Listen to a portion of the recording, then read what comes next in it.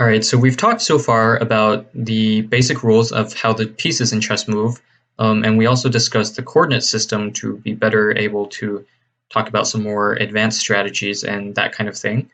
Um, so we noted earlier that by the rules of chess, it is illegal for either side's king to be captured, right?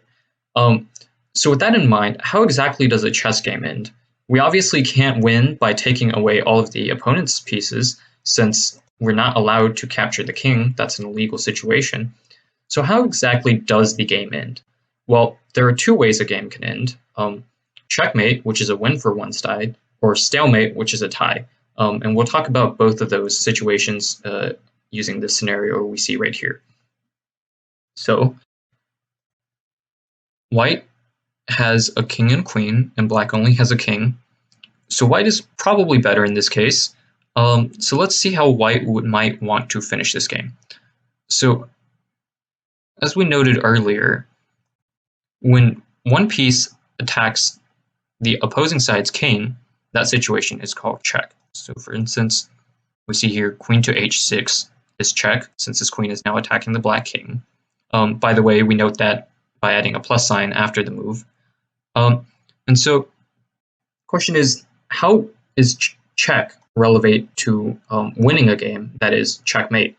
Well, in essence, checkmate is just check, except there's no way for the enemy king to escape it. So let's try to quickly get to an example where we might have checkmate. Let's just go through some moves. So this is a checkmate strategy we will talk about more later. It's a bit advanced for someone that is just starting out, but I'm just going to speed through these moves real quick. And now we see here we have a situation where we have checkmate. And so what makes this checkmate and not just check? Well, if we look at this position, black's king is in check, the white queen is attacking the black king, but the black king also has no way of evading this check. So as we can see, this queen is attacking all of these squares. So any of these escape squares for the black king are not valid, because let's say the black king were to go here, the white queen would still move here to take the black king, right? So that would not be a legal move. However, black also can't get rid of this queen that's putting him in this bind, since we have our own king guarding the white queen. So if the black king were to go here, obviously our king would be able to step back and take. So that's also not a legal move. So in this case, we see that the black king is in check, and all of his escape squares are denied. And so this, in fact, is checkmate. So checkmate is essentially any situation where one side's king is placed in check, and that side has no way of stopping that check. So that's checkmate. Well, what about stalemate? How do we get a situation where there might be a tie? Well, let's look. Let's say that we get to this position. One goes here. So we have here a stalemate position. What makes this stalemate?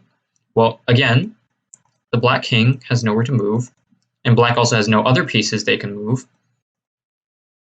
So what happens here? Well, since the black king is not in check in any sort of way, as we can see here, none of the white pieces are able to attack the black king. It's clearly not checkmate, right, since we're not attacking. But at the same time, it's also not... it